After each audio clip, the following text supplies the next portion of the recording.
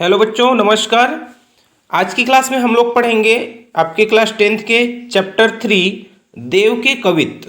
हम लोग पिछले वीडियो में देव के सवैये को पढ़ लिया है। आज की इस क्लास में हम लोग पढ़ेंगे देव के सवैये। पिछली वीडियो में हम लोग देव के सवैये के साथ में देव जी का सामान्य सा परिचय भी देख लिया है हम लोगों ने। तो देखते हैं आज का ये देव का कवित्त। डार द्रुम पलना बिछौना नव पल्लव के, सुमन झिंगुला सोहै तन छवि भारी दय। पवन झुलावै केकी कीर बतरावै देव, कोकिल हलावै हुलसावै करतारी दय। पूरित पराग सो उतारो करह राई नोन, कंज कली नाई का लतान सिरसारी दय।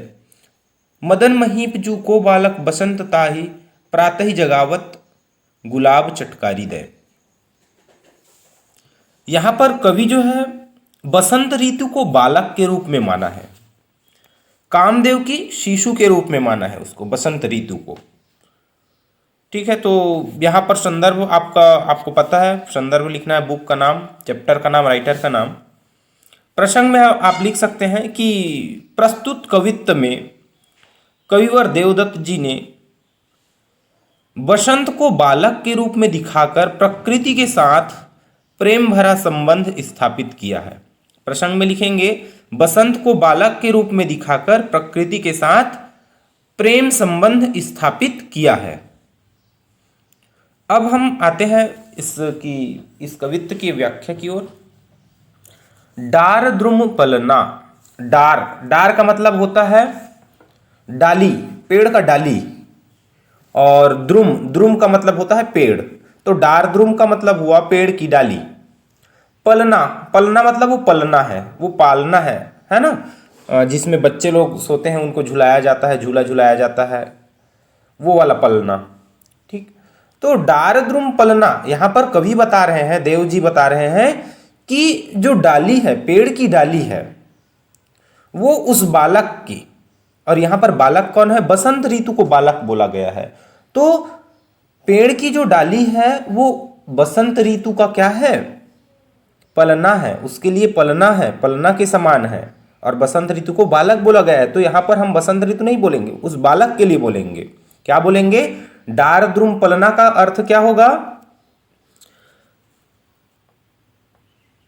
जो पेड़ की डाली है वो बसंत रूपी बालक की पलना है, पेड़ की डाली उस बालक का पालना है या फिर पलना है। बिछौना नव पल्लव के, बिछौना का मतलब होता है बिस्तर, नव पल्लव, नव मतलब नया, पल्लव मतलब होता है पत्ते।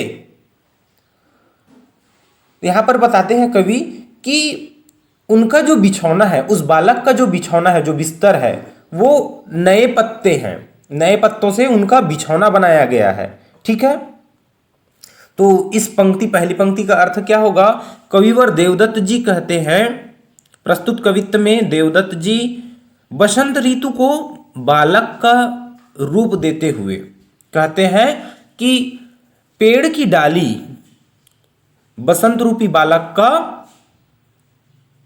पलना है, तथा उस पर जो नए नए पत्ते आए हैं, पेड़ की डाली पर जो नए पत्ते आए हैं, वो उस बालक का बिछौना है।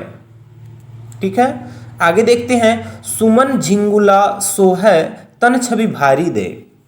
सुमन का मतलब होता है फूल को बोलते हैं, फूल का पर्यायवाची पुष्प सुमन बोलते हैं ना, वो। झिंगुला का मतलब झिंगोला या फिर एक ढीला ढाला कपड़ा। झिंगुला मतलब एक ढीला ढाला कपड़ा। सोहै मतलब अच्छा, सुंदर बोल सकते हैं, यहां पर अच्छा है बोल सकते हैं। तन का मतलब होता है शरीर। छवि का मतलब सुंदरता। भारी दय मतलब बहुत ज्यादा है। ठीक, तो यहां पर क्या बोल रहे हैं कवि, सुमन झिंगुला सोहै तन छवि भारी दे।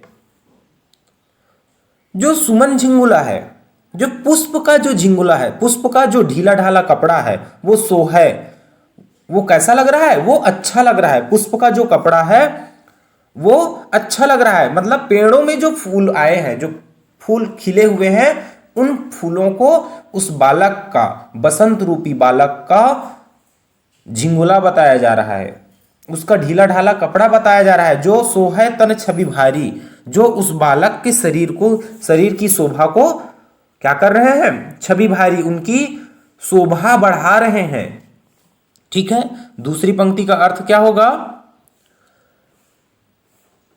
जो पेड़ों की जो फूल आए हैं वो बसंत रूपी बालक का झिंगोला के समान है, जो उसके शरीर पर बहुत ही ज्यादा शोभा दे रही है। ठीक है, उस बालक का जो है शोभा और अधिक बढ़ा रहा है। तो दोनों पंक्ति का अर्थ हम देखते हैं यहाँ पर। कवि देवदत्त बसंत ऋतु की कल्पना एक शिशु के रूप में, एक बालक के रूप में करते हुए कहते हैं कि पेड़ की डाली उस बालक का पलना है तथा उस पर जो नए पत्ते आए हैं वो उस बालक का बिस्तर है, उसका बिछौना है। और बताते हैं कि सुमन झिंगोला सोहे तन छवि भारी, बालक ने सुंदर फूलों का झबला भी पहना हुआ है, उसका झिंगुला भी पहना हुआ है, फूलों का झिंगुला पहना हुआ है, जिससे उसके तन की शोभा बढ़ गई है।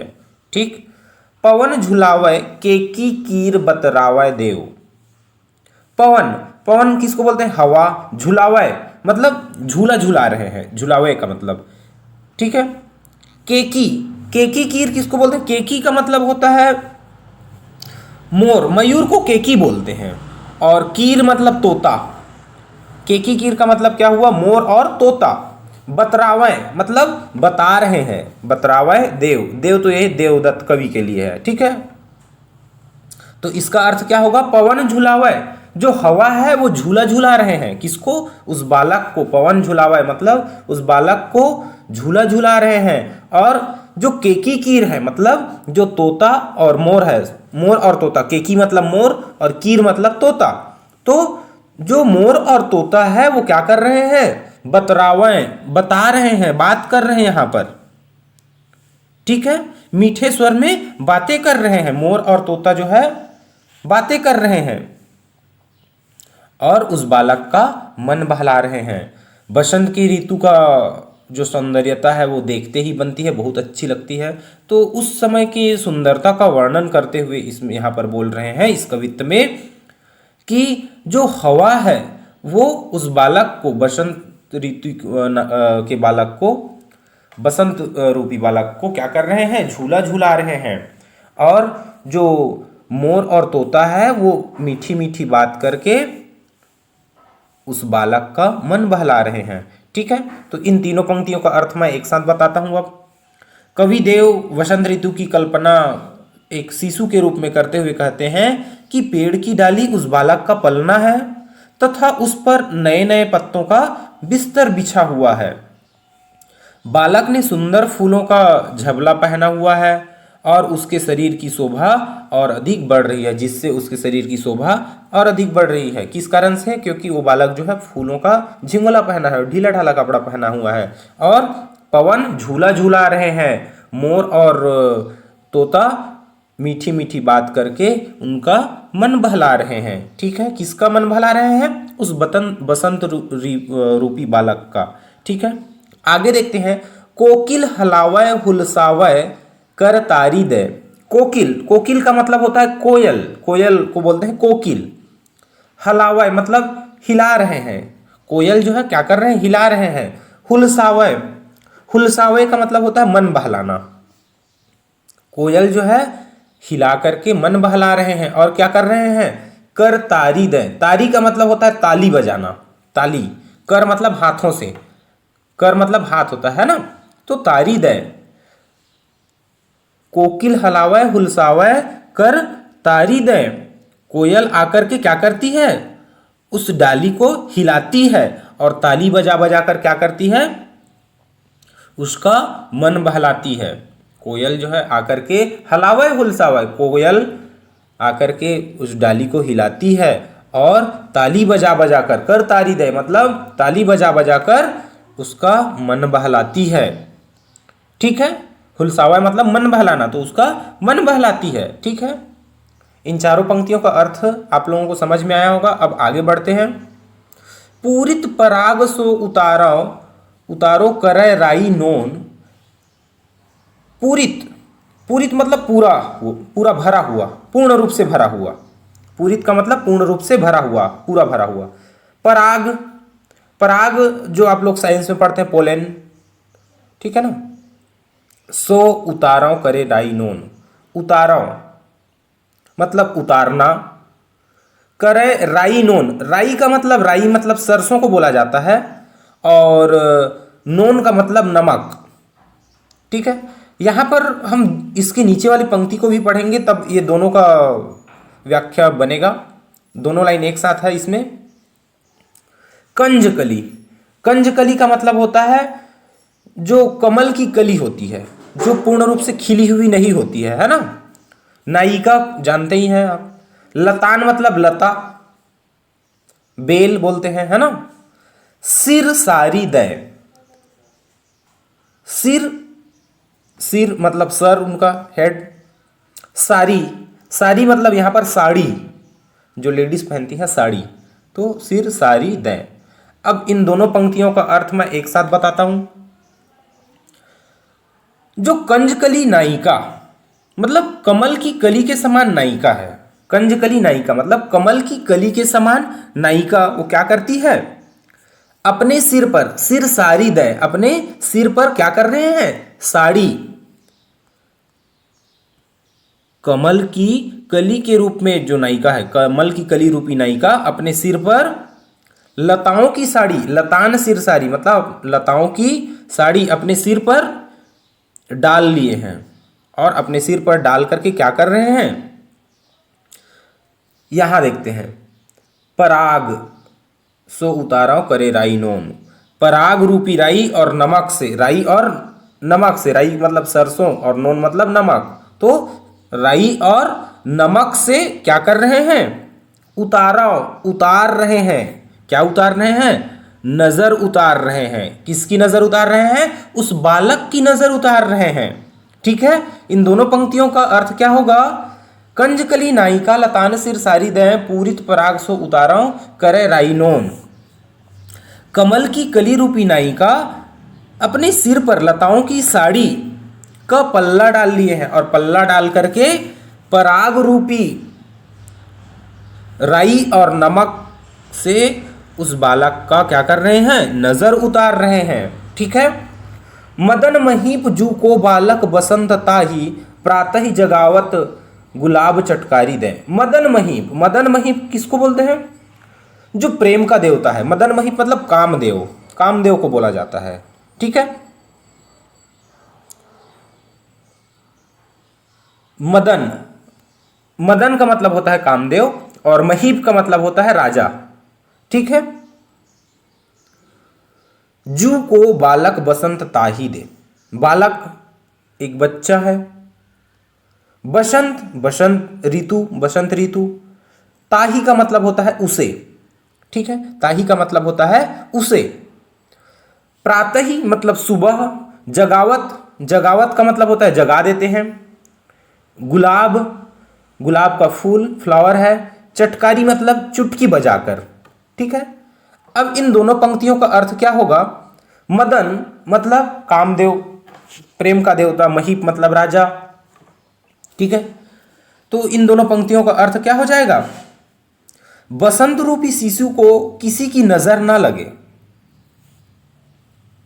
बसंत रूपी जो शिशु है, जो बसंत रूपी जो बालक है, उसको किसी का नजर ना लगे, उसके लिए क्या करते हैं, प्रातः ही जगावत गुलाब चटकारी दे।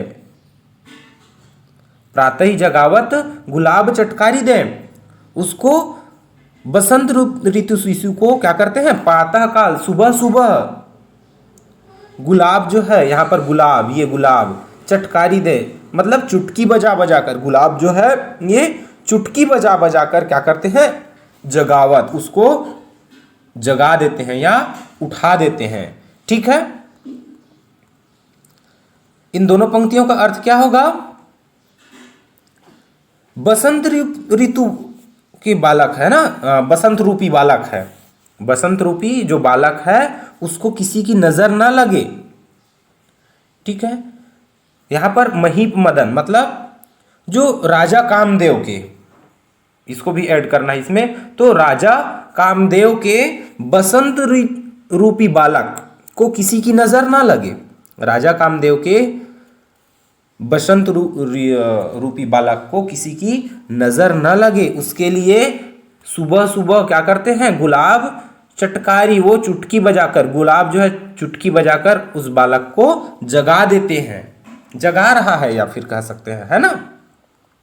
तो इसका हम भावार्थ एक साथ देखते हैं क्या होगा। कविवर देवदत्त बसंत ऋतु की कल्पना एक छोटे बच्चे से करते हुए कहते हैं कि पेड़ की डाली उस बालक का पलना है तथा उस पर जो नए पत्ते आए हैं वो उसका बिछौना है। जो पेड़ों में फूल खिले हैं वो उसका झिंगुला है, जिसके कारण से उसका शरीर जो है और जो बहुत ज़्यादा मनमोहक हो गया है, बहुत ज़्यादा सुंदर हो गया है। उस बालक को पवन झूला झूला रहे हैं और मोर और तोता केकी मोर और तोता मीठी बातें करके उसका मन बहला रहे हैं। कोकिल हलावे हुलसावे करतारी दे, कोकिल उस डाली को हिला करके क्या कर रहे हैं, उनका मन बहला रहे हैं, उसके साथ साथ ताली बजा रहे हैं, ताली बजाकर उस बालक का मन बहला रहे हैं। पूरित पराग सो उतारा करे राइनोन कंजकली नायिका लतान सिरसारी दे। और कमल की कली रूपी नायिका अपने सिर पर लताओं की साड़ी का पल्ला डालकर पराग रूपी राई और नमक से उसकी नजर उतार रहे हैं, ताकि राजा कामदेव के बसंत रूपी बालक को क्या है, किसी की नजर ना लगे, यहाँ पर किसी की नजर ना लगे, बसंत रूपी शिशु को किसी की नजर ना लगे, उसके लिए क्या कर रहे हैं, राजा कामदेव के शिशु बसंत रूपी शिशु को सुबह सुबह उठा देते हैं। कौन उठा देते हैं, गुलाब चटकारी दे मतलब चुटकी बजा बजा कर सुबह सुबह वो उठा देते हैं। ठीक है, उम्मीद करता हूँ कि ये कविता आपके समझ में आई होगी। Thank you.